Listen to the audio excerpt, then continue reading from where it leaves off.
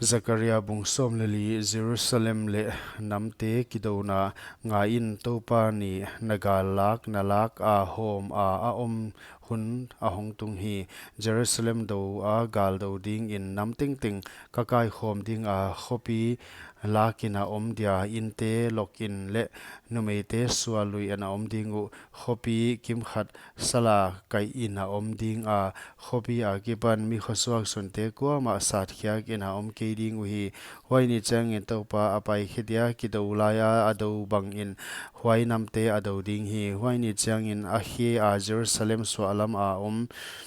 olive tang sik in ading dia huchin olive tang bel so alam apan tum lam a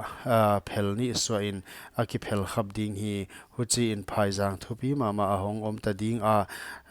tang kim khat ma lam a le akim khat sim lam a aki hin ding hi huchi in phaijang lam a kamwalte katai kek ding atai nat kamwalte na tai kek ding uhi mualte phaijang azal tung ding ahi ngala ahi juda kumpipa uzia damlai a zinling ma a kipan natai ke ku bangin huchi in topa kapathian ahong pai ding a akyanga mi siang thote ahon ton pi ding hi huan huaini chiang in hichi a hiding a khowot a om ke dia vu ka om sam ke ding himale topa adia thei a om ni khat a hiding sun hilo zan hilo himale huchi hichi a hiding a ni taklam in khowa ka om ding a huaini chiang in hichi a hiding a Jerusalem a kipan in tui hingte aluang heading a alakwa kim khat so alam tuya alakwa kim khat tum lam tui pi a ni pi le phalbi a om den ding hi huchi in leitung teng tenga topa kumpipa a hiding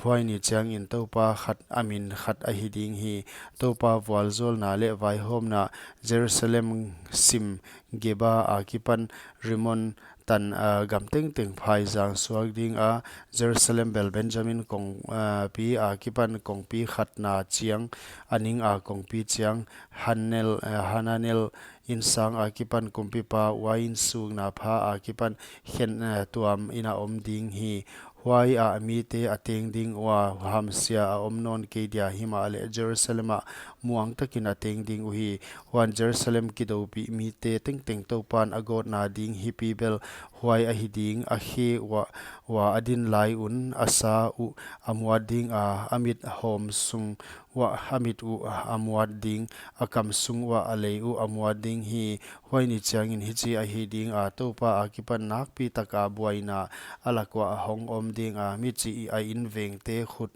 a alen tin ten ding a inveng te khut do ding in a khut ki a kisading hi juda in leng Jerusalem a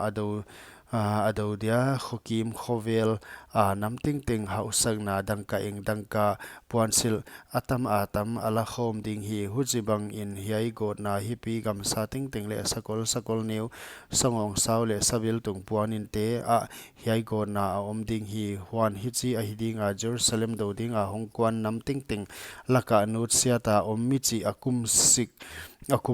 sikin kumpipa sepaite topa beding a ele biakbuk te an kwang luina nei ding in Jerusalem a kwan to ding hi hichi a hiding a leitunga in kwan ting ting Jerusalem a kumpipa sepaite topa beding a ho to lo peuma atungwa wa azuke ding hi ai gupta in kwan a ho to lo wa ahong pai ke ule amaute tung a leng vo azuke ding hi biakbu kan kwang luina nei ding a ho to lo namte god na ding hipi a om zo ding hi hiai ai gupta god na bel biakbu an kwang luina nei ding a ho lo nam ting ting god na a hiding hi huai ni chang in sagol long te a topa a ding a siang tho chi akigel ding a topa in a belte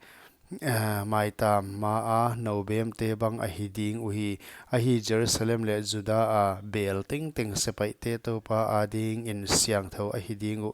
a ki thoi te a hong pai ding wa huai bel te la in ki thoi na sa a huan ding uhi huai ni chang in sepai te to pa ina kanan mi a omnon ke ding hi